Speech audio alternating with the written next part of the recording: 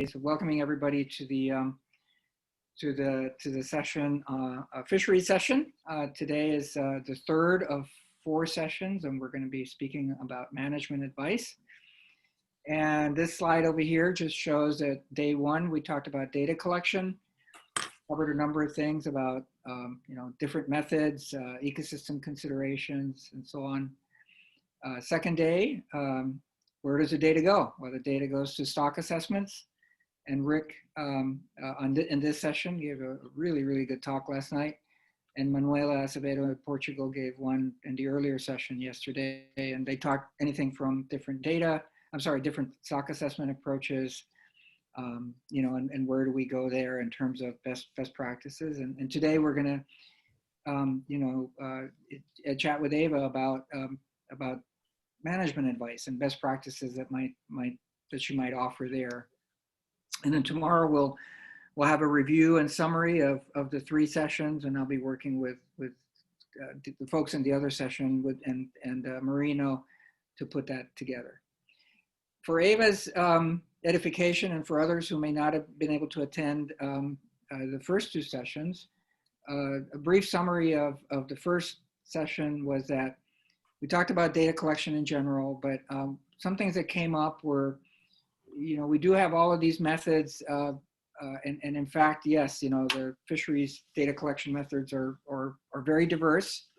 But are there ways that we can think about stitching them together, stitching them through different methods, stitching them through models, and perhaps giving a larger view? And the things that emerged were possible links with other working groups, omics, unmanned systems, and the fisheries group. Another thing that came up was the importance of metadata for connecting across data sets, interoperability, and so on. We talked about big data. We're collecting all of these huge amounts of data. What do we do with it? And so that talked about links with the satellite community for best practices on how do you deal with the massive data sets. And we reinforced the FAIR principles, the findability, accessibility, interoperability, and reusability principles of data sets. So that's a really short summary of day 1. Day 2, which Rick did, and Rick has not seen this, so I'm going to summarize it, and he's going to say, no, that's not what I said. We talked about, yes, there are, again, just like there's a host of different data collection methods, there's a host of stock assessment modeling approaches. Some of them are dictated by the question, some by data availability, et cetera. And we agreed that perhaps their best practices for stock assessment methods, could and should make use of the repositories such as, those of OBPS and follow the FAIR principles as well. They should be findable and accessible and so on. It was also the point was made that yes, while they should be findable and accessible, we shouldn't forget that there should be a capacity development part to this thing. These models can be complex. How to use them and when to use them is as important as having access to them. We talked about community modeling approaches. Things are getting more complicated, new data streams coming in, new understanding coming in, and we shouldn't necessarily reinvent stock assessment models everywhere. And so the idea of maybe having community models where there's a common trunk of something to build on and try things out, like a lab where I'm going to try this and try that, but not have to reinvent everything. And just like GitHub and other approaches are used in climate models and so on. So the idea of having that for stock assessments to build on, perhaps best practices that's learned elsewhere also came up. And then finally, we talked about continued development of MSE, management strategy evaluation, best practices. And I put this here because we kind of ended with a conversation on this, and it's perhaps a natural lead into what Ava will talk about, which is combination of science and stakeholders, and how do you bridge those? MSCs are just but one example or one component of it, but I think that the flow of the conversation is going well in terms of the topics that Ava will put on the table. And so the next slide is just the housekeeping. The session will be recorded, part for rapporteur accuracy, but it'll also be posted online. It'll be roughly a 90-minute session. use the raise hand function, although there's enough of us. There's a small enough group here that we can raise actually our hands as opposed to the actual Zoom hand. You know, at the end of this, we'll try to compile recommendations that speak to community needs, best practices, implementations. You know, working with a team that Jay has set up. Implications to the UN decade. I mean, this is something that I think is very important. You know, we have the decade in front of us, and this is important because it's because so many people depend on fisheries, industrialized nations as well as nations that require it for subsistence, and so and then future collaborations. So it's been a great 2 days, and now I think this is a really important part about how do we translate all the data and number crunching into advice. And so with that, Marino will somehow magically swap the slides here, and we will turn it over to Eva.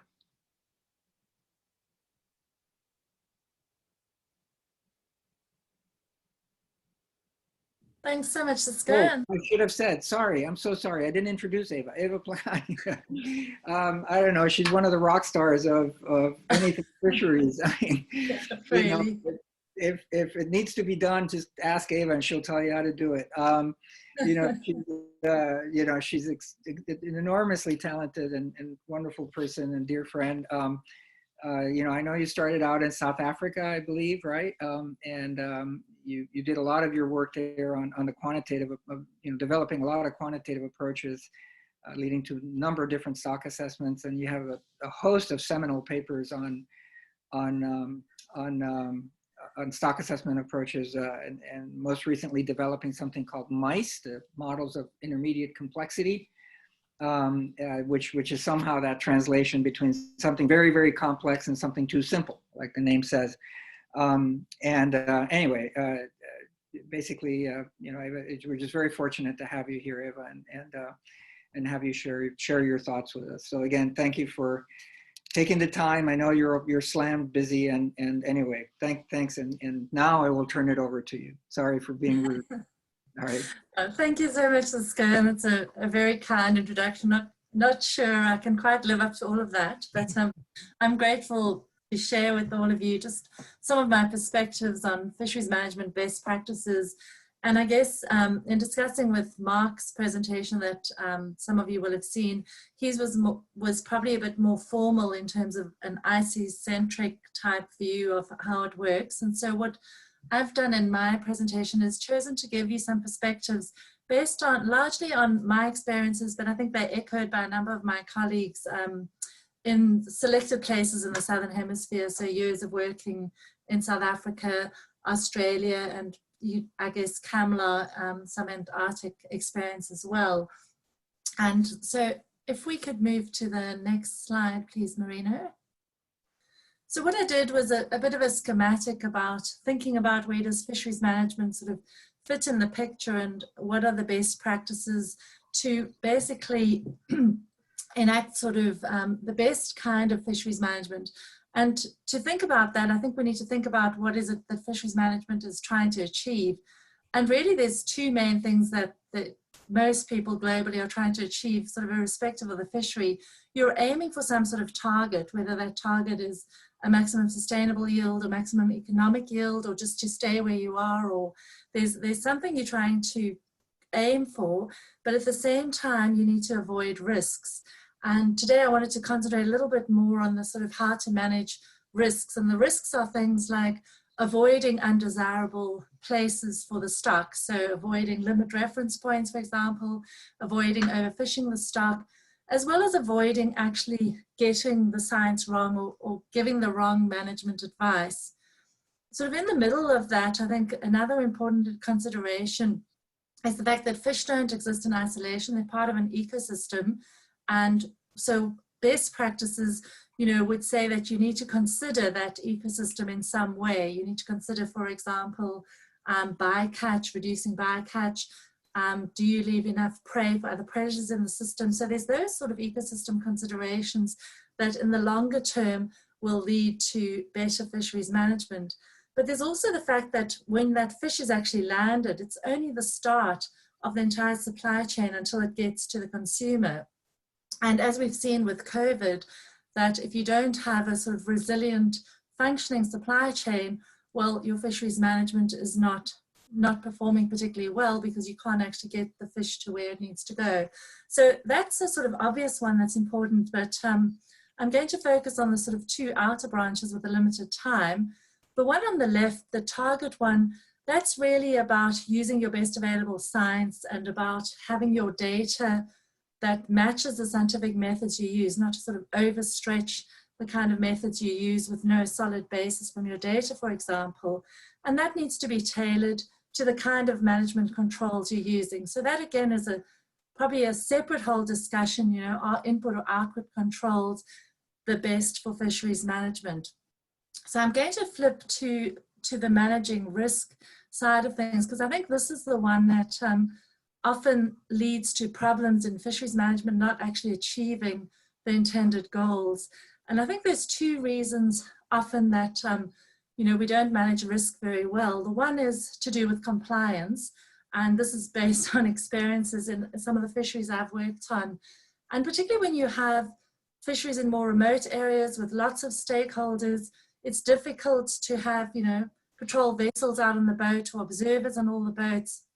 In those kinds of fisheries, the only way to get your compliance so that people actually catch what you're suggesting they should catch, or only put in the effort that is suggested by management, is to have good stakeholder buy-in. And that comes with good communication, consultation, from my experience in fisheries, from recognizing principles of equity and ownership, their role in some fisheries in particular, some of the artisanal or traditionally owned fisheries that I work on, those are absolutely key, as well as having transparency. I think the second area where fisheries management is really strengthened is if you can maintain scientific credibility. Because if you don't have the scientific credibility, then it can lead to distrust in your fisheries management advice, which can lead to problems of compliance and so forth. And that scientific credibility comes with acknowledging uncertainty and trying to give advice that is robust to a range of uncertainties. And this is an area that I think many of us are seeing as becoming increasingly important as we go forward under changing climate, for example, where if we give advice and we've ignored some major, you know, climatic anomalies and the advice is wrong, you stand to lose credibility with your stakeholders, and that leads to ongoing problems with your fisheries management. So what are some of the best practices for dealing with some of these issues? If you could just flip to the next slide. So I just summarized sort of some of the key lessons, I guess, from working across a number of these Southern Hemisphere fisheries, that in a way, because they're areas where there've been problems and they've failed, they've led to sort of improved or superior practices demonstrating that they can do better, which which I understand from the definition is what the best practices is all about. And these are some of the things that are sort of widely acknowledged across a number of these Southern Hemisphere fisheries. The first hard lesson actually I learned in my career was that you can't ignore the socio-political backdrop. So this is particularly relevant in some contexts and some countries. The example I like to give is I was doing a beautiful stock assessment of abalone, fitted the data perfectly, but it wasn't actually helping the fishery because we weren't addressing the underlying socio-political problems, which if they'd been addressed earlier on, could have got more buy-in to the fishery and better compliance and so forth. The second, probably the major lesson that's been quite a strong one in the Southern Hemisphere is that if you use harvest strategies, this is really a superior management tool, because what they essentially are sort of pre-agreed rules that you discuss with stakeholders, you agree them, you simulation test them, so you're accounting for uncertainty. Everything is transparent. Your stakeholders are on board in agreeing the rules of the game before you even start making that management advice. And they do that on the basis of considering longer term trade-offs. So this is sort of one way where we've a lot of the fisheries in the Southern Hemisphere moved from relying solely on a single stock assessment to using this kind of approach, which then reduced a lot of the haggling about the best assessment and what about this and what about that, and every year going through that loop of arguing about it. So I'll come to that in a moment as well, because I think that's one of the sort of key best practices that emerges from a number of Southern Hemisphere fisheries. I think another important one I've already alluded to is the need to discriminate between the effects of climate change and fishing. Again, if you don't correctly attribute the reasons, say, for the decline in a fish stock, this can sort of undermine your scientific credibility, and you're giving the wrong advice. It ends up, doesn't matter if you're saying, well, we need to cut the fishing by half and we'll see the stock recovering. If it's actually a climate driver driving the fishery down, if it's shifting south, as a number of our fisheries are doing in Australia, for example, then your management advice is not going to be correct. So without considering that broader context, you're setting yourself up to fail. In a number of forums as well, particularly when we've had to deal with ecosystem models, I think a very strong lesson that's emerged is that multiple models help achieve buy-in from diverse stakeholders, so that different people can see their different hypotheses represented, and that way the sort of advice that you're giving is based on more than, again, a single model. So similar to the point about a single stock assessment. And lastly, good communication and consultation is absolutely key. So next slide. So just to dig a little bit into those, firstly to explain the idea of a harvest strategy. So this is similar to the way things are done in a number of ways. I'm using the Australian Commonwealth fishery example, but it's similar to sort of methods used in South Africa, New Zealand, and some of the regional fisheries management organizations and so forth. And the idea of this is that you sit with your stakeholders beforehand and you come up with a plan. What are the objectives for the fishery? What are the processes for monitoring? As we get the data, how are we going to use the data? And we're going to plug that data into some sort of rule that everybody has agreed on beforehand. Everybody's bought into, if the survey says the stock is down 20%, we will reduce the TAC 10%, for example. So it's a sort of automatic process. Once the data comes in, you don't sit around arguing about, well, I don't think the data was right this year and the survey did this and so forth. This is a process that just lays out beforehand very clearly, and it's done preferably in close consultation with stakeholders. And where possible, we use management strategy evaluation to pre-test all these decision rules, actually to pre-test the whole management decision-making process is the ideal way to do it. So you don't always use the full approach, but on the right there, what I've shown, there's a sort of management strategy evaluation, probably the Punt et al. Reference is a good one for that. I've just put one of my own plots there because I like thinking of management strategy evaluation as very broad, is able to be the framework where you can test robustness to climate drivers, to social factors, to a number of other drivers in the fishery, and do this in an adaptive management framework that then helps you test the robustness of your management advice, and you're doing it in this sort of iterative fashion. So last slide, please. So I'm going fairly quick because I know there was sort of limited time. So my last slide is just summed up a couple of these points, and these were just opening comments. So these are some thoughts summarizing much of what I've said, that firstly, we obviously need to use the best available science tailored to the available data. So that's sort of the obvious kind of best practice thing.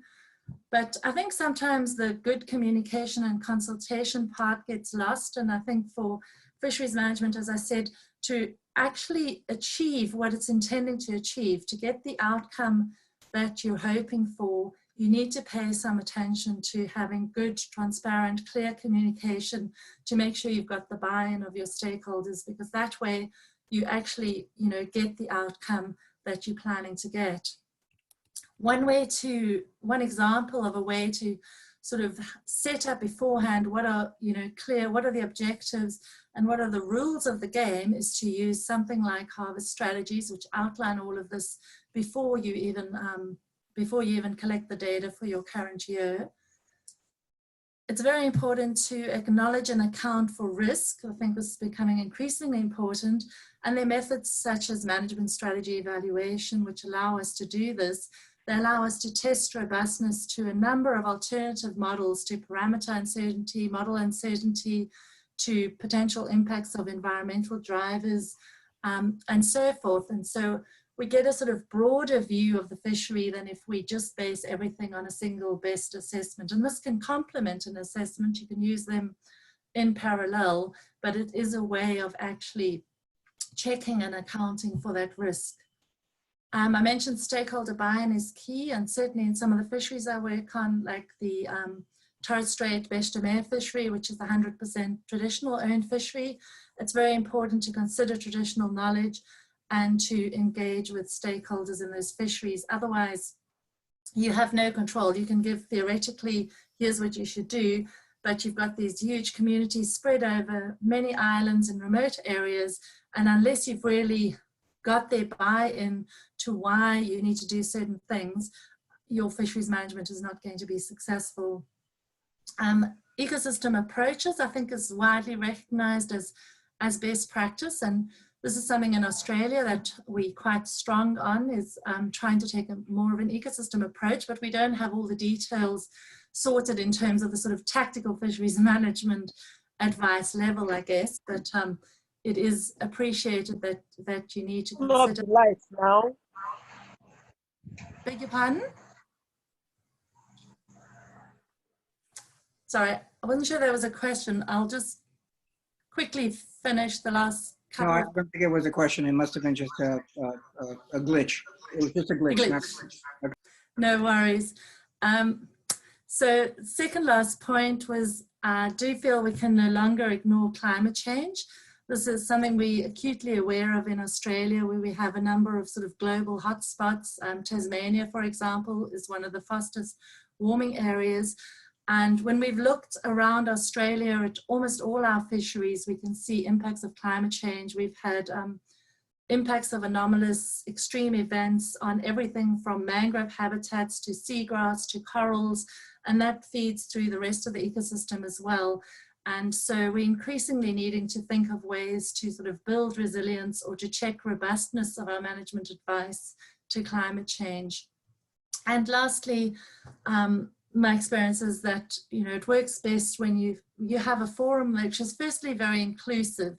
So ideally include Indigenous people, women who come with different perspectives, youth and so forth. And then obviously you need a representative forum, and the forums, from my experience, that have worked well include a range of stakeholders.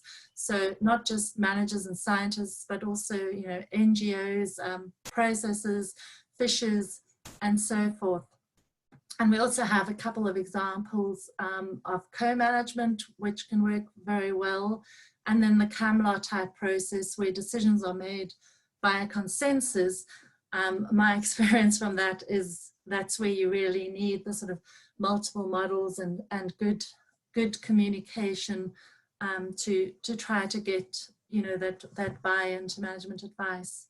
So yeah, just a few thoughts, and hopefully I've captured thoughts of at least a representative sample of my colleagues in the Southern Hemisphere. So thanks very much. Happy to take any questions. Great, thank you so much. That was wonderful, Ava. Thank you. I have some questions, but before we do that, does anybody want to start off? I mean, I thought it was very good how the message that came through here very quickly is that importance of communication, consultation. You know, it's not just management advice is hardly a scientific only process, right? I mean, I'm not sure if it's almost become 50-50 or maybe even more than that. And maybe a question to start off with is your example that you touched upon, the abalone one that you worked on in South Africa, right? Let's say you had the perfect advice, the perfect stock assessment, and yet it didn't work because of the socio-political elements to that. I think about maybe not the abalone case, but I was I think it was in India, and the way that that they work with their fishermen is they tell them where the fish are, and they say the fish are over there, go fish them now. You know, it's so different from how we in the United States and in other parts, you know, are very cautious about, you know, this is how many you can fish and there's a season. And it was just the opposite, right? And I think it has to do because, again, it's the difference between maybe an industrialized approach to fisheries versus a subsistence-driven fisheries.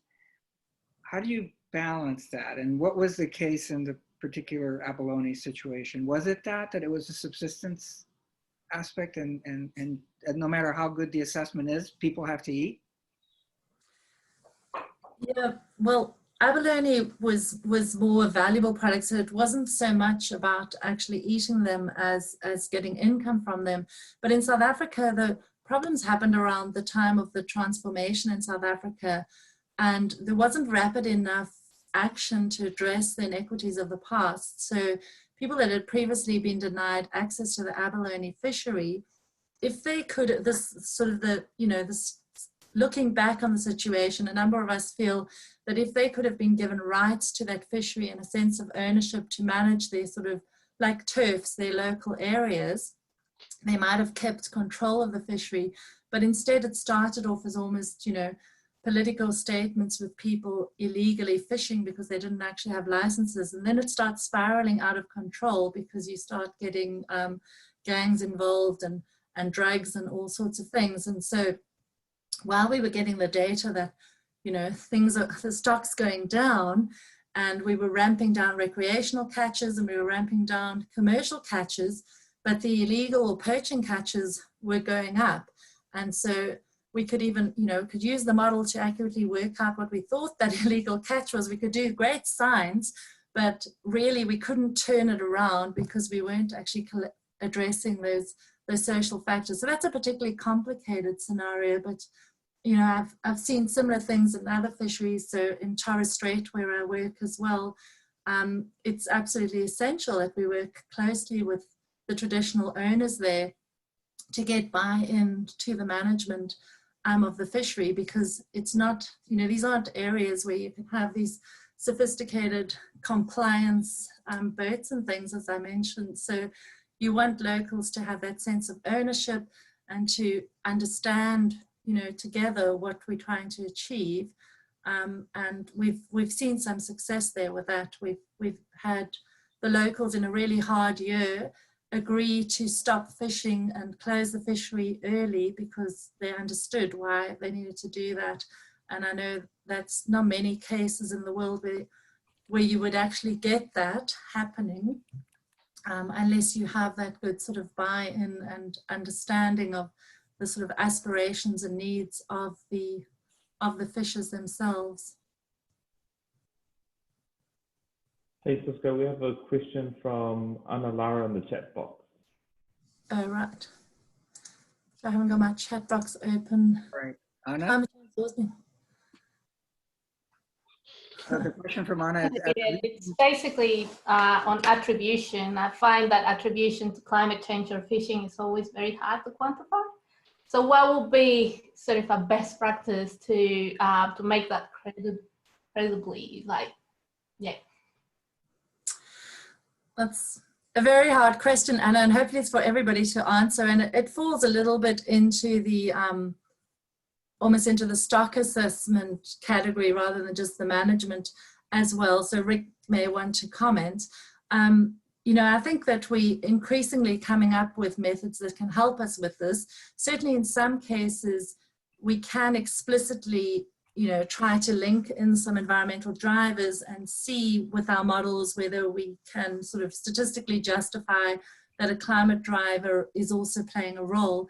That is quite hard to do. So probably my preferred approach is, again, to use management strategy evaluation so that you you at least looking at alternative plausible scenarios until you have very, you know, very clear, strong sort of evidence that you know what's going on. So I guess from some of the CAPAM workshops, the sort of stock assessment workshops where we've discussed the best way to deal with environmental drivers, I think there was quite a lot of agreement that We can't always explicitly include it in our stock assessment models, but we can test the robustness of our management advice. So like taking your harvest control rule and seeing, is it robust?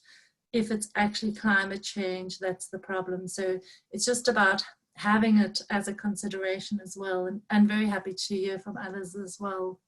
Sure. Yeah, I'll jump in actually, because Yes. one of the things that I is we as science people can come up with models, quantification, etc. But it continues sort of that one-way conversation. We are telling you it's climate change, right? What I found that things began to turn is, I think you pointed to some cases in Australia when it becomes so obvious that things are going wrong, and it's actually the fishers, the fishing community, the people that saying, hey, something's going on. And in that case, that it's almost the same thing that you said about having the dialogue with the stakeholders, and we all have to agree that these things are happening. I find that this whole management advice, agreeing what's happening, is really a community effort. It's really an integrated dialogue, and in our case, it's as government employees in some of our cases, we can't go to necessarily to the political decision makers and but our constituents can, and they can say, climate change is actually something that is affecting our livelihood, and we need to understand things better. So in addition to what you said, I also think that inclusion of that dialogue with our constituents is hugely important in that understanding and grasping of what climate change is doing to our resources. Yeah, absolutely, Cisco. I strongly agree with those points. Thanks for sharing that. I might just give you some sort of add to that, like perspectives from Australia, for example. It's sort of interesting because some of the large industrial fisheries are more buffered against the effects of climate change. They can take their boat more quickly to chase the fish, or they're not as aware of it. And so I find there seems to be a bit more resistance to accepting that climate change is important.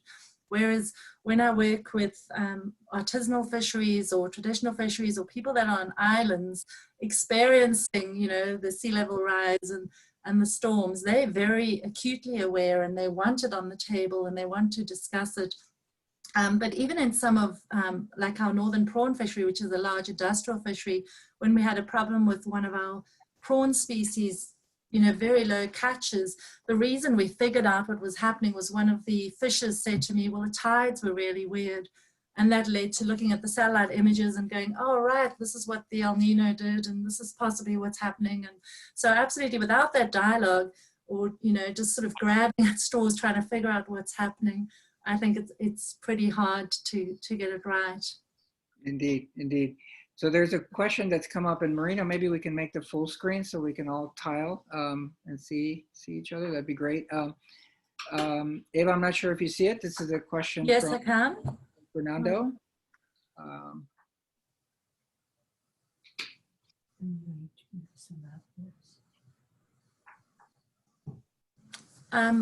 Thanks. It's a long question, Fernando. So how to work a local model. Can you tell me whether your models are used by the government for official purposes? Yes, I'm absolutely talking about models that are used by our sort of government fisheries agency. So in Australia, for example, the Torres Strait fisheries that I was talking about as one of that's the main area I currently work on. The two major fisheries there, for example, are the tropical rock lobster fishery and the Beche de Mer fishery. And both of those fisheries, we've recently developed these harvest strategies for. They were both implemented for the first time this year, sort of moving from previous approaches. And those were developed with, the sort of governing Australian government agency uses those harvest strategies, where we've now explicitly written down, for example, the lobster fishery will do a survey every year. We'll use catch per unit effort data from the fishermen. We'll then put that in a rule which decides what the recommended biological catch should be. So the data is sort of shared between the scientific organization, us being CSIRO. We sort of store that data confidentially in a repository. We you know, we cross-check with a government agency on the data, and then we help develop these harvest strategies, and the actual, they're actually sort of legally implemented by the government. So that's the case with a number of the examples I'm talking about. These are not sort of academic exercises, but we actually apply them, and we actually, there's a lot of pressure to use management strategy evaluation to simulation test how well our harvest strategies perform. So that is, again, something we're actually doing with applied outcomes. So I hope that answers the question, or just shout if you need more clarification.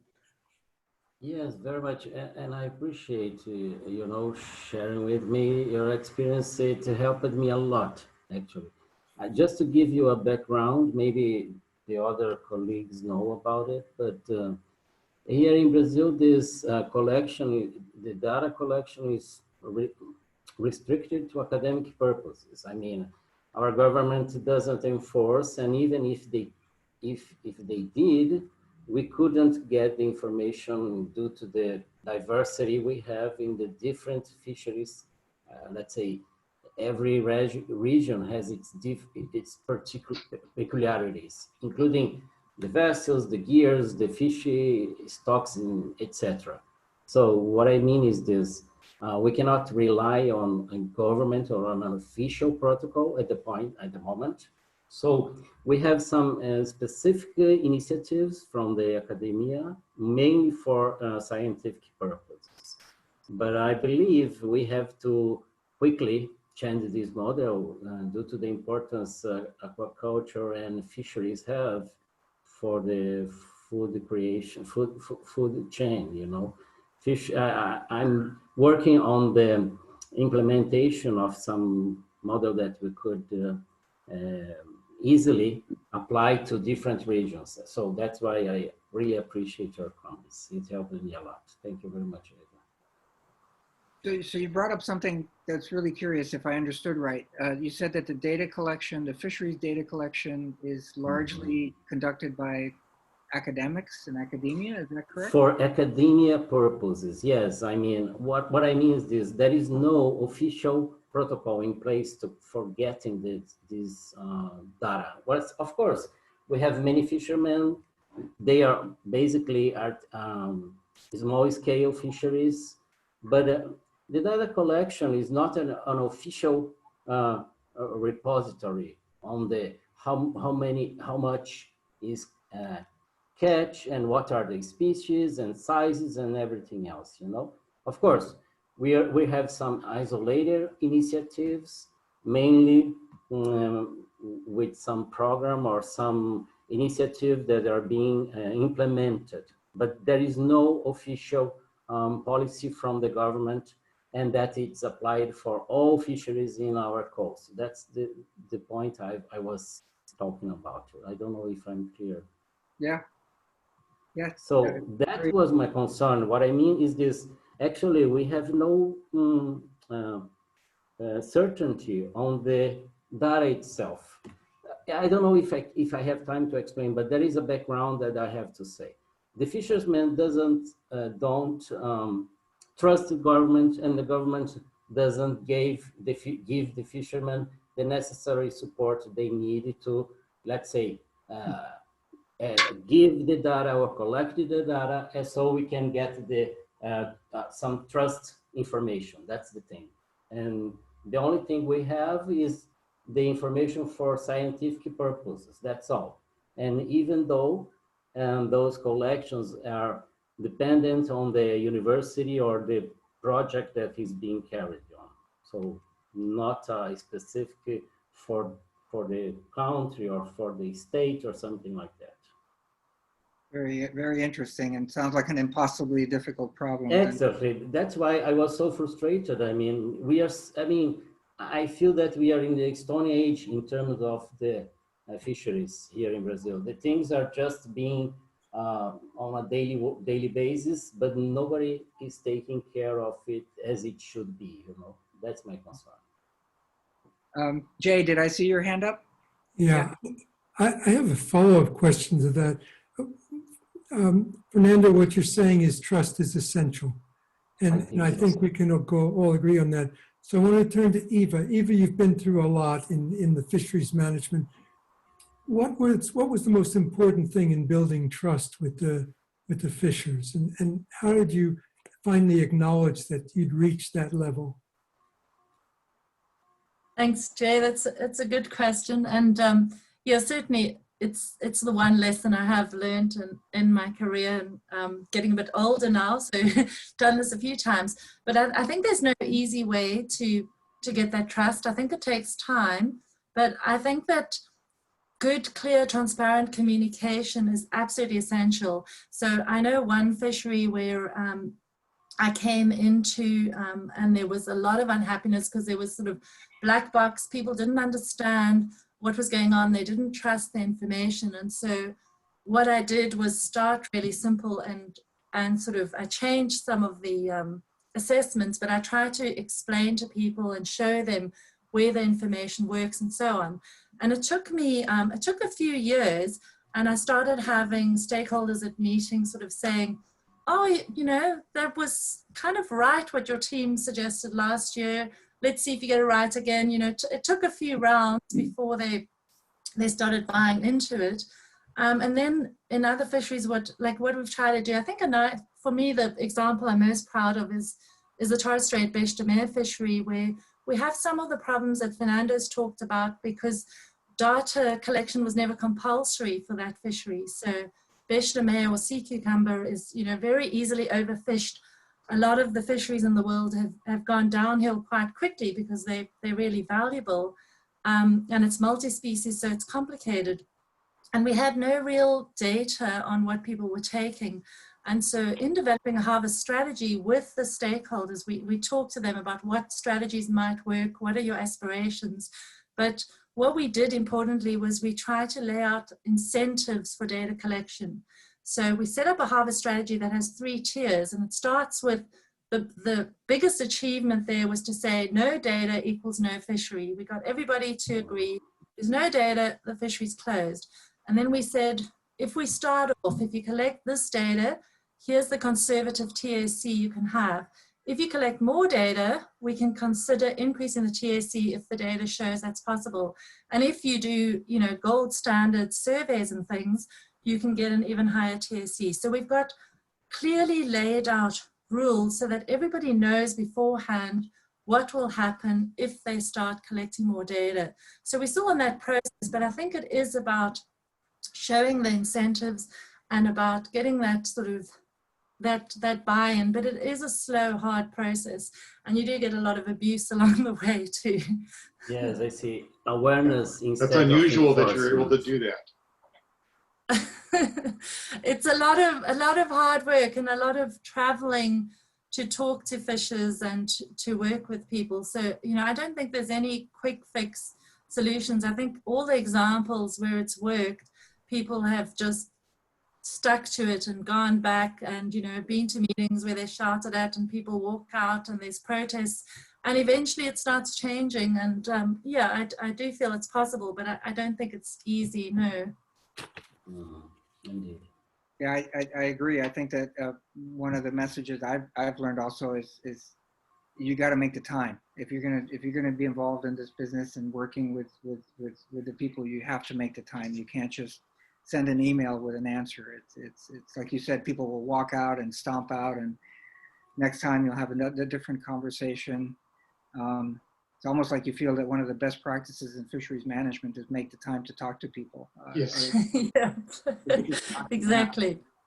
So on the subject of data, Anna has a question, and this question has come up several times, and it's one about, you know, there's a element in fisheries data that those who are not involved in fisheries data say that fisheries data, there's a lot of data confidentiality, and that fisheries data is held close to one's vest and doesn't share it. And that's different, say, from, you know, the people who collect data in the physical sciences or biogeochemistry, where all the data is available immediately, right? So the question that Anna asks is that a key word has always characterized fisheries data is confidentiality. Will there ever be the conditions for this sector to release and make their data publicly available? They sit on important time series data that are valuable to assess ocean health.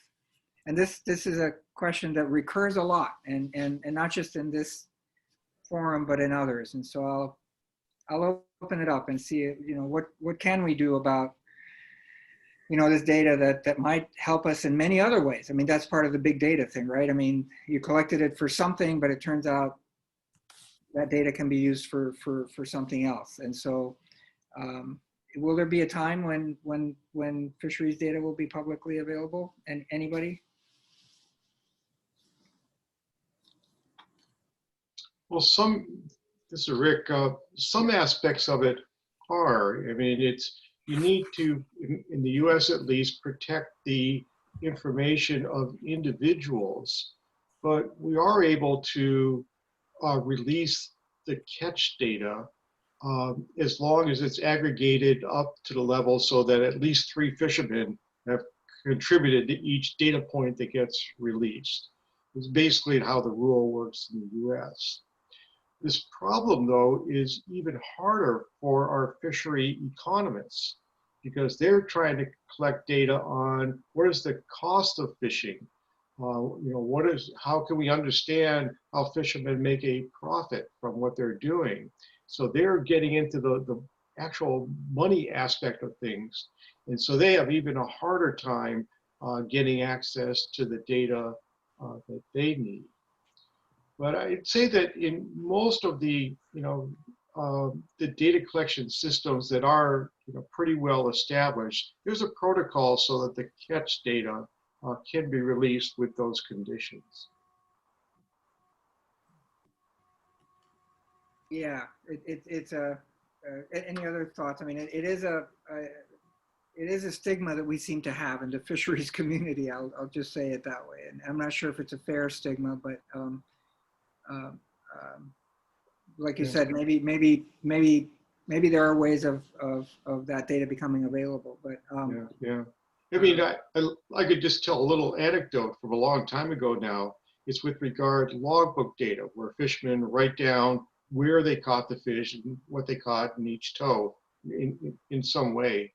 And so a fisherman actually went to court to try to prove that his logbook was wrong, that he had lied on his logbook, because they wanted to cite some structure in the ocean, and they wanted to cite it right where he fished because he wrote down in his logbook that he fished somewhere else. But they actually wanted to cite it where he fished, so he wanted to demonstrate that his logbook was wrong, and so that he could protect the area that he actually wanted to fish. And so, you know, there is a lot of self-reported information in fishery data. And, you know, again, it's that trust aspect that you need to develop so that they understand that by providing accurate information, everyone can benefit from a better managed fishery. And I know, you know, there's one region of the US where there was a transition, a dozen years ago or so, from more of an input control, excuse me, more of an input control in the fishery where they limited the effort, but they didn't limit how much people could catch if they were authorized to go out and fish. So it was an input control. And there was a switch over to more of an output control, which has in many regions proved more effective at controlling things. Well, the problem was the enforcement system, the entire culture in that region was not adapted to output controls. And so there was all kinds of misreporting that happened, and you know, essentially, you know, some court cases resulted from it for people who were just not reporting properly. And so to some degree, our reporting system fell apart because now there was a regulation, an output control that was dependent upon good reporting. And so you really need to close the loop between enforcement, data collection, and the usage. And you have to build up a culture that recognizes that that's important. And that's the way we do business. Yes. So I might add to Rick's point, certainly agree with that building up trust about the data. So a good example is with economic data. Our northern prawn fishery in Australia is one which has got a real success of sort of a long history of developing, and then seeing what, the industry sort of seeing if they provide that economic information, how they can actually do better. And so that's a fishery where we actually operationalize MEY, or maximum economic yield. But it's a process, and in most of the fisheries I've worked with, it's very, very difficult to get that sort of information, and it takes a long time for people to see that. Certainly agree that, transparency of data is good. I also see there are cases where you need to have the data confidentiality. In Australia, it's if there's 5 or fewer sort of operators, then the data is confidential. But actually, to flip it the other way around, I've had some frustrating issues with fishery scientists actually being more used to, you come to meetings and you put everything on the table and you debate the data and you work with it.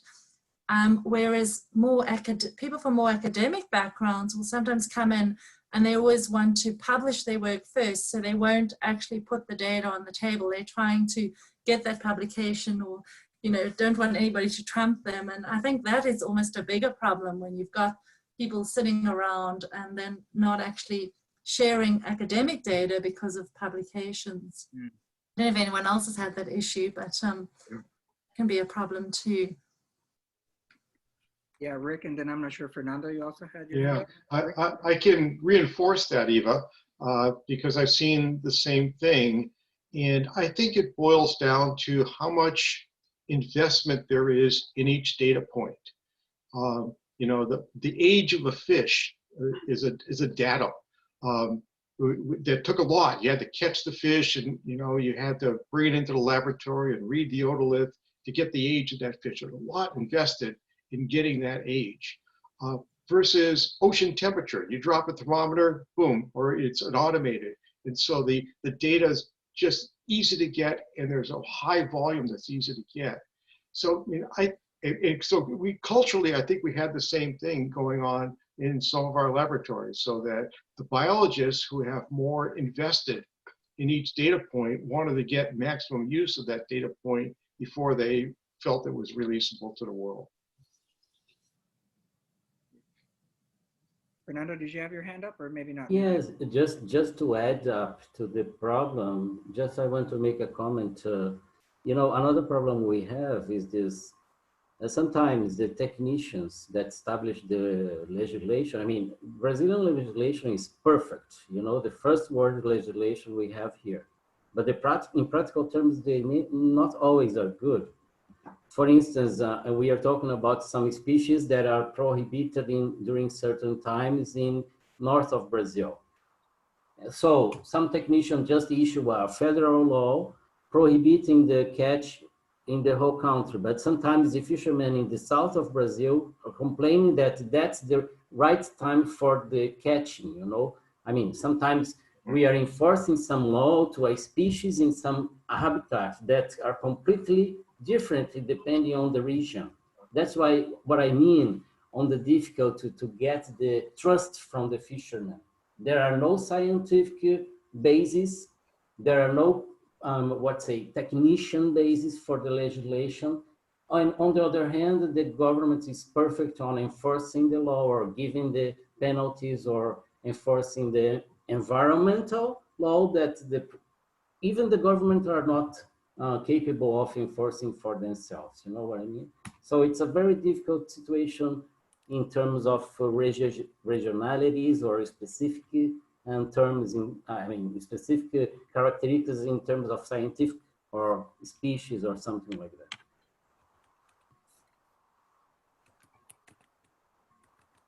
that. Yeah, Rick. Yeah, just following up on that, and I think those are good points, Fernando. I think that it means there's a lot of value in talking with the fishermen before you design a data collection program, or certainly a regulation, but even a data collection program. You know, the fishermen are naturalists. I mean, they're out They- there they- on the water. They're interacting all with the the day. fish a They lot. know. They know about the fish. And, Exactly. you know, talking with them before you go out and design a survey is something we have found, you know, very, very important. And so I would, I mean, and the same thing, especially if you're going to, you know, base regulations on it, you really need to start off with a good basis. I have a question I actually wanted to ask Jay. So Jay, I'm going to give you a heads up here. And it relates to the decade of the ocean and the advice that we within, say, this fisheries group and others can provide to the decade. And I think the decade is supposed to start off next year, 2021. You know, there's such disparity, if you will, in the capabilities of different nations to process fisheries, to collect data, to analyze, to then provide advice. In your experience, what kind of advice can we provide? I'm particularly thinking about, you know, that the 300 million people that depend on fish for protein, right? I'm not thinking about the big seafood processing companies in Alaska or in Europe or something like that. I mean, what is the best thing that could come out of these conversations that help the decade of the ocean broadly, you know, and bringing in our best practices to, again, such disparate situations at times, not desperate, but disparate.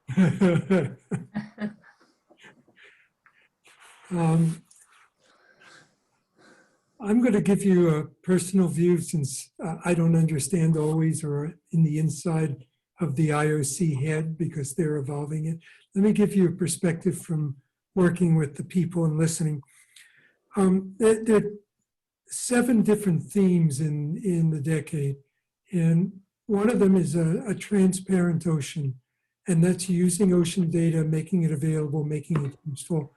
And then there's, of course, a productive ocean, and that's the fisheries. And there are a lot of needs for information, but as we're learning here in our discussions, it's not transparent how to share the information, how to build the trust. And ultimately, I want to bring in the question of indigenous people, that having a local group or a local person who can work with the fishers in their environment becomes very important. And Eva, you said that in essence. Yeah. So I think there's a few things that we can do, and we as the fisheries community in the decade. One is they do have programs and projects. And we could put together a program on fisheries and fishery resources, and in a certain sense, how the data can be used effectively. And that project would need to have not only people from Australia and Europe and the US, but it really needs to have indigenous populations in the coastal communities. So it's building a team of people from different locations with different backgrounds that can begin to address and have a dialogue on the subjects that I was just talking about. And that would be a tremendously positive impact on the decade.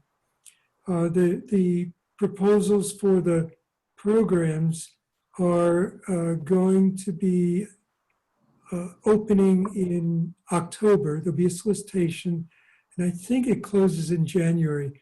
And there will be regional, there will be, they'll never be local, but there'll be maybe national, but certainly regional and global. The first ones are global.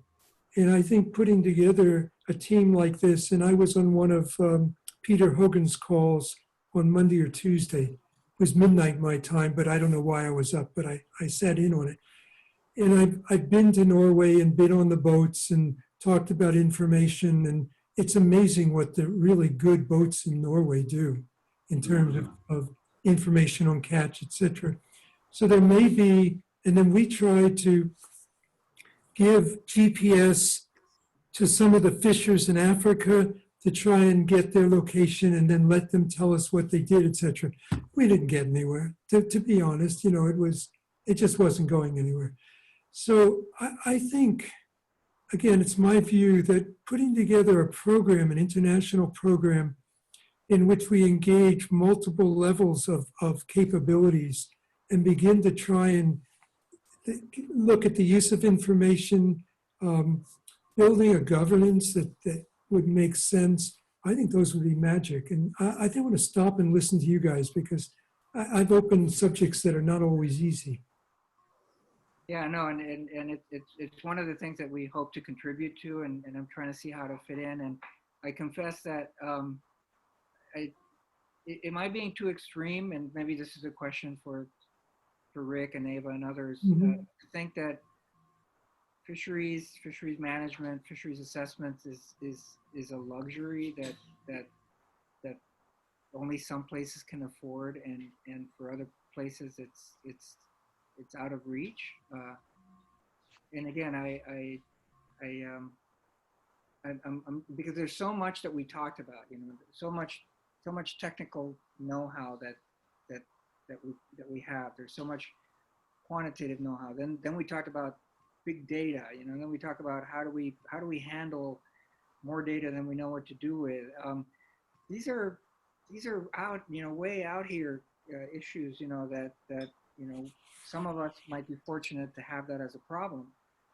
There's another end of, or maybe Fernando, you're expressing some cases where that's the point. You're worried about one data point, much less, you know, you don't know what to do with.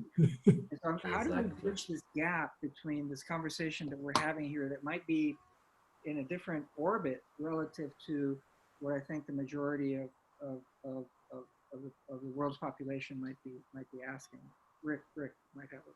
Yeah, I mean, it's very disparate around the world. I mean, if you, yesterday, one of the websites I put up was sustainablefisheries.org, and it's Ray Hilborn's group, and they pull together information from around the world, and it's striking on what they show as the region by region, what fraction of the fish stocks have assessments, and you know what the management outcomes look like. You know, because as Eva said, and it has come up repeatedly here, it takes more than the science in order to have good fishery management. You need a rule of law that is ready to be applied. And I have another talk I give on what does it take to end overfishing. And I sort of go through, you know, the steps of, you know, you need to have the political conviction. You need to turn it into a regulatory framework. You need to have monitoring. You need to have enforcement. And then the science can be effective. Then the science can fit in. Even when you said that you had a situation where you were able to get involved with saying, okay, unless we start collecting data, there will be no fishery. There's many places where I cannot imagine being able to start with that premise. So I think that was a fortunate situation you're encountering. You're able to start the dialogue. As we try to implement precautionary approaches everywhere, we encounter situations, even in the US, many times where we really don't know for some of our small fish stocks what the level of fishing impact on them is. But for us to get to the point of saying that they're closed unless we have enough data to open them would be very difficult. To some degree, it is going back to the rule of law in the country. Essentially, whether access to natural resources is open unless closed, or they're closed unless open. And where's the burden of proof? And that does vary according to, you know, the rule of law and how it's evolved, you know, nation by nation. Yeah. So I might jump in, Rick. Certainly agree with those comments. You know, it pretty much starts with the governance. What is the governance scenario in your fishery or your nation? And I agree there's huge disparities there. But I do think sometimes we underestimate the sort of fishers on the ground, and you know, the extent to which they do understand a lot of the fisheries, and they do understand the need for sustainable incomes and so on. And you know, when I've traveled to communities like in Madagascar or Fiji or Zanzibar, and speak to coastal fishers there, and they recognize their problems, and it's huge because they don't have that government support and they don't have the legislation, and there's lots of bits missing. But I think, you know, if we can start building communication and providing support to people on the ground for more sort of, you know, ownership and empower them a little bit more. I mean, I do think there are examples where people will start trying to self-organize and will try to manage things better themselves as well. And sometimes I think that's the best you can do. If you can't go in with a top-down, you know, here's how it's going to work, you have to rely on sort of communication bottom-up. And I guess, you know, I'm an optimist always, and I really enjoyed yesterday reading about Vietnam and the low number of cases and deaths of COVID in Vietnam. And I thought, gee, that's interesting because it's 96 million people, 1,000 cases, something like 35 deaths. And that's not a rich country. And basically the key to their success, from what I've understood from reading, is good communication. They started really early with creative communication about the need to wear masks, to wash hands, to do this and that. And they've managed things way better than, I mean, you know, there are probably some other things they've done which people have criticized, but again, it was just for me an example of a low cost thing of that right communication. People will get it and people will sort of take some control themselves. And until we can get more resources into some of these places, I think that's where we need to try to focus, is for that sort of bottom up contribution to how do you actually manage these things. And it's not, yeah, I mean, it's not easy, but as Jay said as well, like Indigenous people, for example, they have a very strong sense of custodianship and often will be way more precautionary than any of our sort of traditional fisheries management measures. And if you sit and you listen to that and you work with them, and again, you know, I think we can use our science to come up with some methods which can maybe facilitate implementing things. Like, I'm a big fan of rotational strategies, for example. You know, if you can't go in and monitor and adaptively change things, can you get locals to agree to close this area for 2 years, fish over there? And, you know, doesn't matter if you're fishing really heavily in the one area, at least you've got some kind of insurance. And I think that's what some of these smaller nations, and Fiji is an example where they use approaches a bit like that. So I think there are some strategies that can help as well to do sort of simpler forms of management than some of these really complicated stock assessments that we use. Yeah, and Anna has a question, but just to follow up on what you were saying, Eva, that governance that you said, and also Rick, you said, you know, fisheries is more than just science, right? And it is that in some places it's self-organized, it's self-managed, or you know, is there an obvious, not an obvious, but are there some rules of thumb where look, I mean, things just have to happen on their own, and maybe actually if you come in from the outside, you make it worse, you know, because you don't know what you're talking about maybe, and you come in with preconceived notions and prejudices. I think it was in one of your slides, Anna, I'm sorry, Eva, about not bringing prejudices to the table, right? And again, I'm thinking about the other end of the disparate nature, not the ones that have it all, but the ones that don't. Is that more self-managed, or how do we, or do we? I don't know what I'm asking. I'm just trying to figure out how different the like you said, you know, in some places, you know, you depend on food. You want to make sure it's safe for some things. In other cases, it's economic value. It's not something else. Rick, maybe you know what I'm trying to ask, because I don't know. A little bit, perhaps. And then I see Anna's question as well, which I think sort of relates. When you have small-scale fisheries that operate very locally, and the fish also are really local, then the community, the village, can essentially manage its own affairs. But if the fish are more mobile, so that what your neighbor village is doing matters to you, or if you start getting essentially a mobile fleet coming in and also fishing on what you used to believe was your local fish, now suddenly you have invaders coming in, if you will, that are trying to access that thing. It's a system that can break down. It's a system that depends upon local control. It's been said that if you could have self-ownership of fisheries, they'd be well managed. If you could turn a fishery over to a corporate, they would manage their resources so that they didn't bankrupt themselves. But as long as it's a common property resource, then you have this problem of needing some external body to help manage the affairs and control the affairs. So it's a system that can work, but it easily breaks down. And all of what has been built up as a science-based fishery management process has been because of those breakdowns. Yeah. Think about the Russian trawlers coming in off Africa or something like that. Yeah, that and lots of other examples. Even lobster fishermen off the northeast of the U.S. It used to be little boats working in a very small cove area and animals that didn't move around very much, so it was very, very locally managed. Once you got bigger boats operating, then you end up with the conflicts.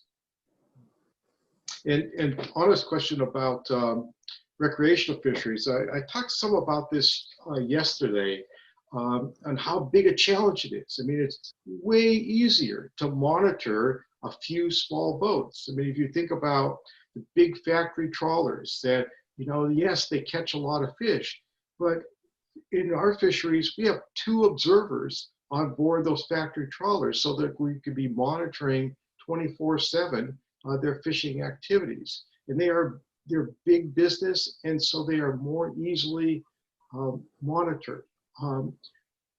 Oppose that to our recreational fisheries, and in some regions of the U.S., the recreational fishery catches a lot more fish than the commercial fishery does. And now you have millions of participants that are not organized in that same way, and it is much more difficult to monitor recreational fisheries and get them to accept a regulatory framework that works.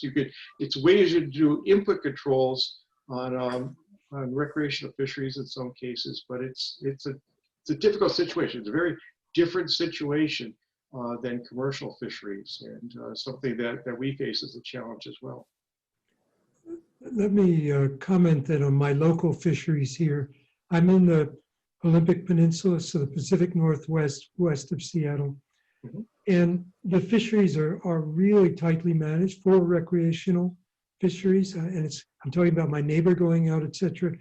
And what they do is they'll open a season for a very short period of time. They'll watch the catch come in, and everybody's supposed to bring in their catch.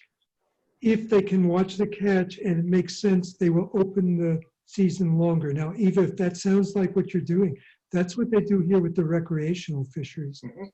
And it works because everybody understands in the end that next year's catch is also important. Yeah, and Rick, I'm sure is quite familiar with that. The other example that he brought in was like the Gulf of Mexico. I mean, it's a scale issue just about, right? I mean, just for those who might be familiar with either the Smithsonian's or the Grand Canyon, there are more fishing trips by recreational fishermen in the Gulf of Mexico than the number of visitors to all of the Smithsonian's plus the Grand Canyon together. Wow. That's huge. And that's a big number. And I think that's, Yeah. My main question though in here is, how do we bring this sector to the table? How do we talk them into sort of really sit down and discuss some of the issues with recreational fishing? Yeah. So I know they're data poor, and there are ways to tackle some of those things in you guys in Washington, but how do we bring this sector to the table? Because sometimes I find they're the hardest.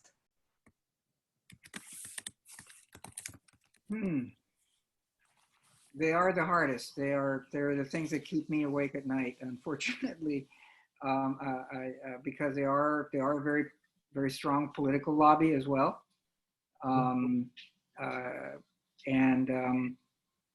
You know, they don't seem to take no for an answer. So Eva, you were talking about how, you know, over time you might be able to make inroads.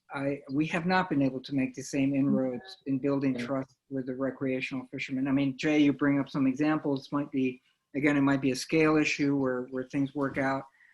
But for us in the United States, I'll just bring that example. The recreational fishery in the Southeast is almost one of those wicked problems. I don't know how we're going to solve that problem. And it's so diverse as well, because you know, you have people fishing off of $10 million fishing boats with you know, politically connected people fishing off of their boats, and you also have people just basically an artisanal fishery going down catching the fish so that they could eat them tonight down on the dock.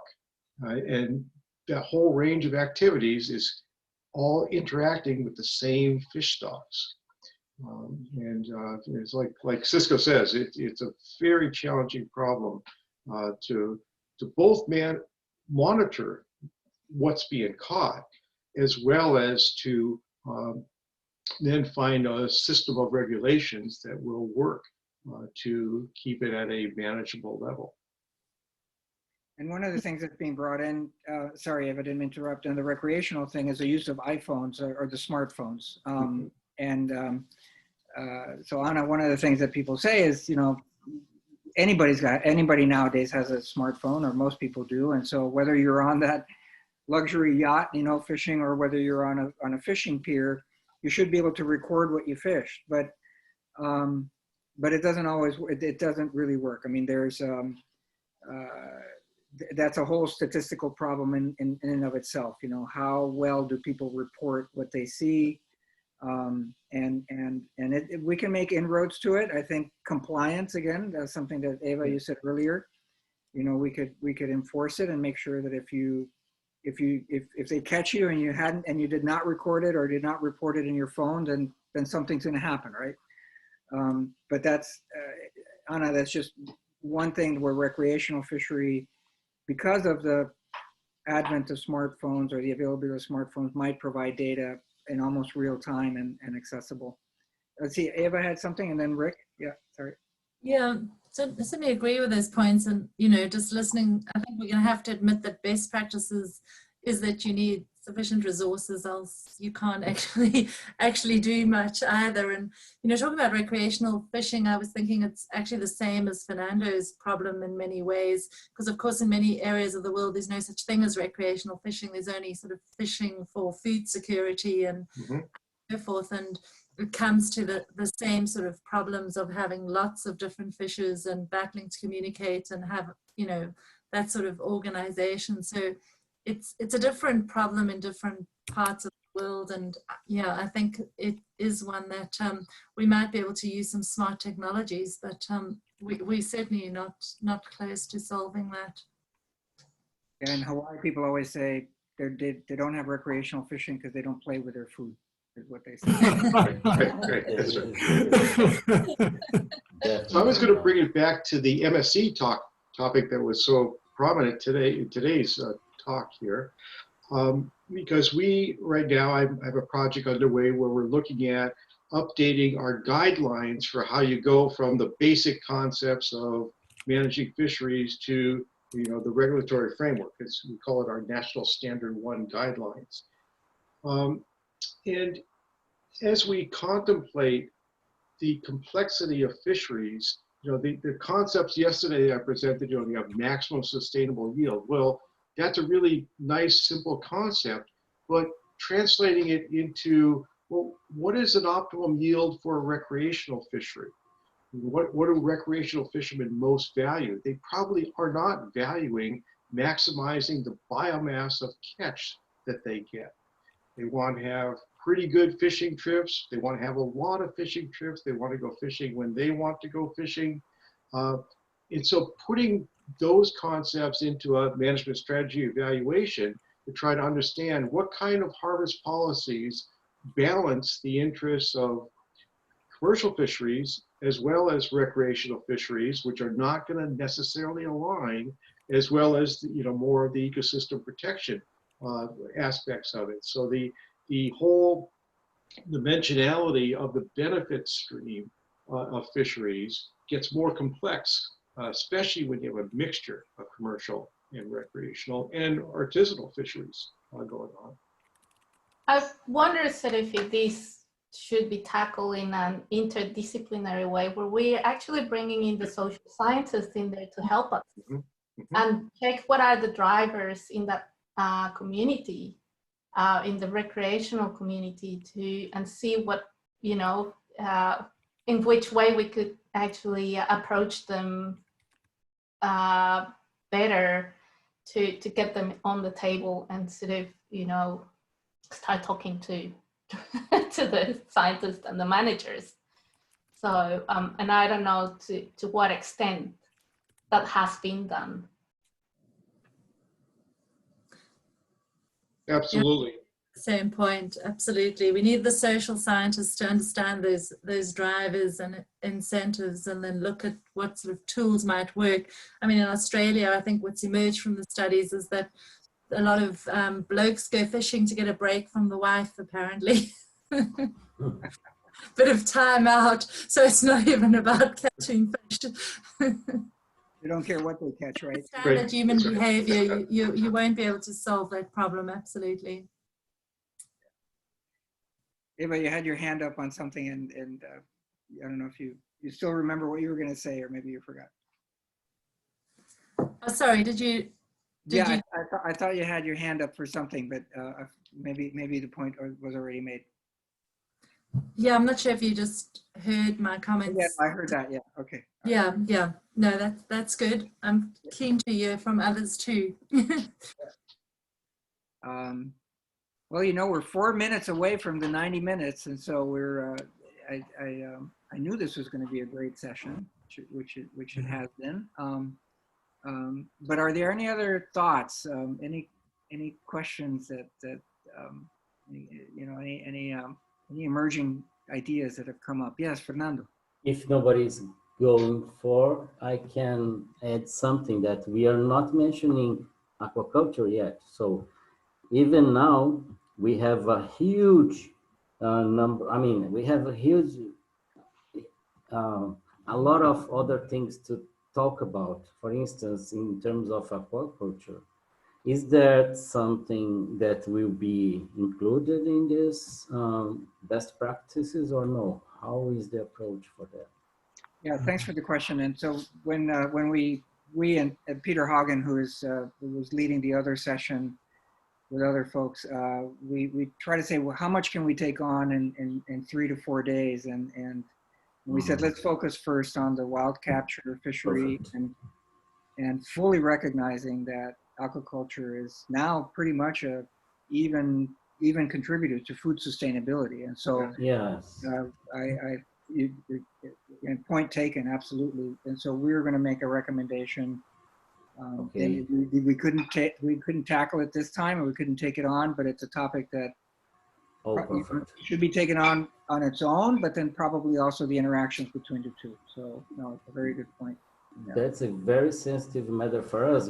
Brazil has 14% of the water in the planet. So aquaculture is definitely our main source, strategic main source of food for the millennium. I think, let's say for 2050, when we have 10 billion people in the world to be fed, probably at that time we will have a lot of aquaculture projects going on, especially because it's much better to have a fisheries aquaculture than some cows in the, in some areas that is being devastated now. So I think that will be a very sensitive matter for us.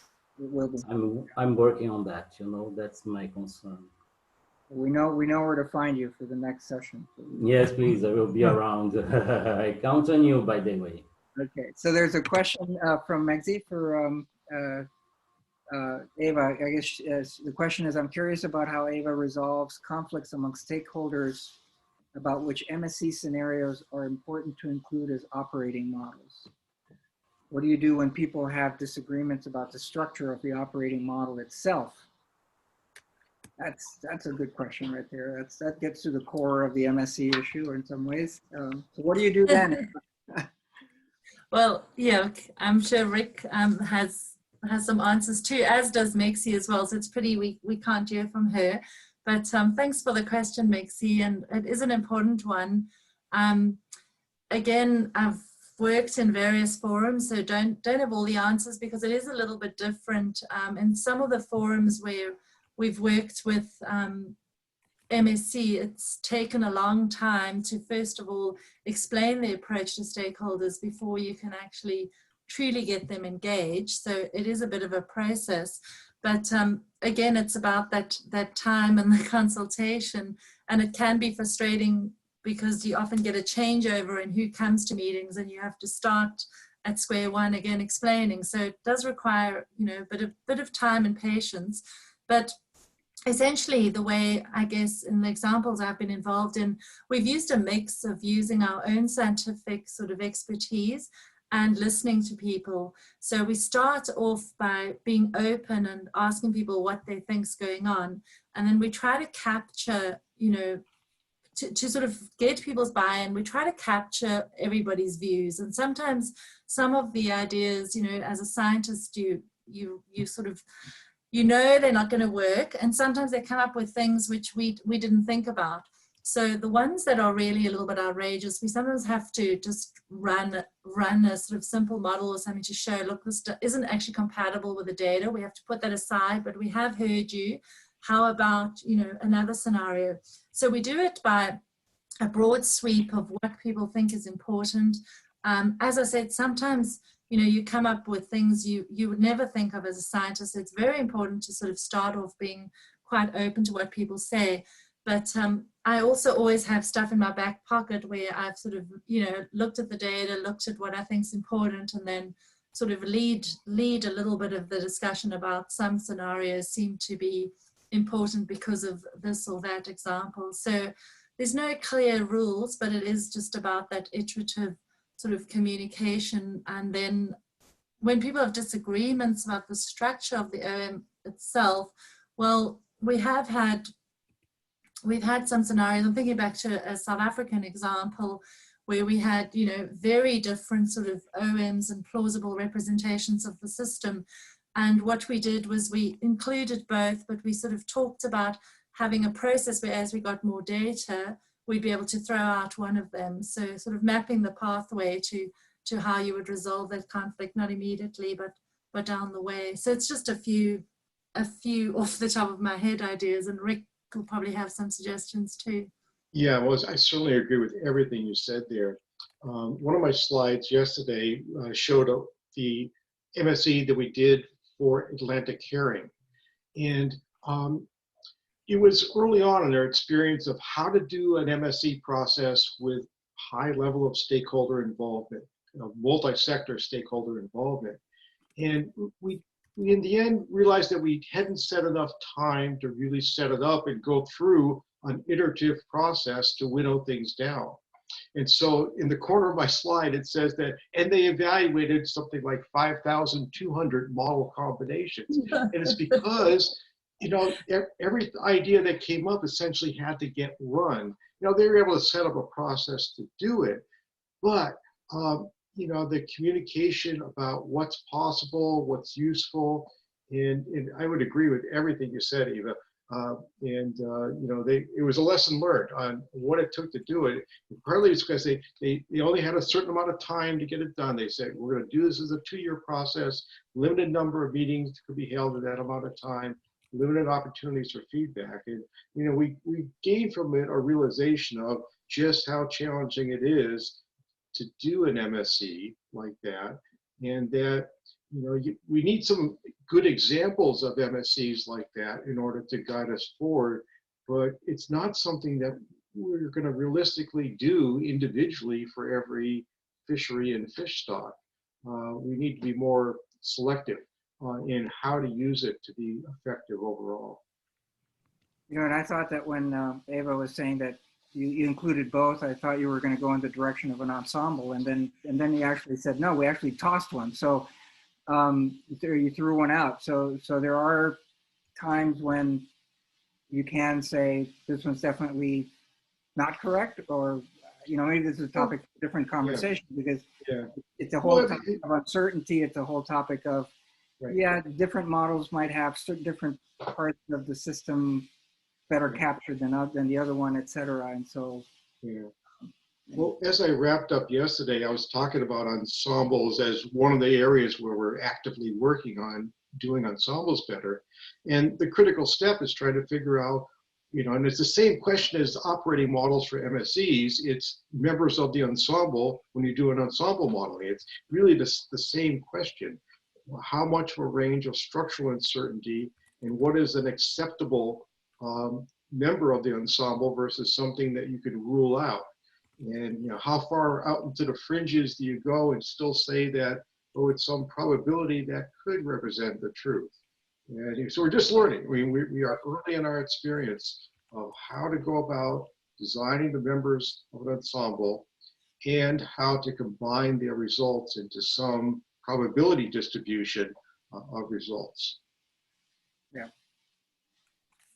All right, now we're 5 minutes over, and it's because we just can't stop talking. There's so much to talk about. It's such a rich theme. Of course, Spencer, your fingers are probably blistered. It's like. But are there any other things? I mean, I don't want to cut it short. Although, yes, Jay. I just want to add to my comment about the decade. What we've just said together is that maybe addressing governance of fisheries can in fact be a major contribution to the decade. And maybe we should think about that and see what that means. And so I wanted to leave that as a thought from the earlier comments. I would recommend to be very careful on that. Yeah? I would recommend to be very careful on talking to government. Depending on the government we are talking about, it's better not to hear from them. Right. Yeah. Okay. Well, that's where the UN hopefully can come in and help. That's why UN always has a way to make the adjustment, the necessary arrangement. So let's be careful with that. All right. But anyway, such an honor. Thank you very much, Jay, Francisco. Eva, such an honor. I definitely will be in contact with you. Great. For your help. I count on your help for that. And I thank you very much also. And colleagues, it's such an honor. Thank you very much. Well, thank you, Fernando, for joining. It was great. We will be writing up the summaries. I think we have a lot of best practices. I mean, actually, your last slide, Ava, captured a lot of what I think was reinforced. And so, I'm not going to go through it, but clearly that it's more than just science. That we need to make time for it. That the ecosystem approaches, which we didn't talk about a whole lot, we ran out of time on that, but clearly that and the stakeholder buy-in. I mean, this really is and as we said, the importance of the social science and the social scientists in the conversation to help break through some of the challenges that come up whenever we put people together. And so again, we went a little bit long, and I realize people have to jump to other meetings or it's late. Ava, great to see you. Great as well. Thank you so much. Thanks everybody on here. Megzi, sorry we couldn't hear you, but we got your we got your input. So thank you for that. Anna, everybody. I am gonna keep Marino and Spencer a little bit longer because we have to do a little bit of wrap up. Okay. But Thank you very much. Thank you. See you next Thank you time. so much, everyone. Bye-bye. Thank Bye you. then.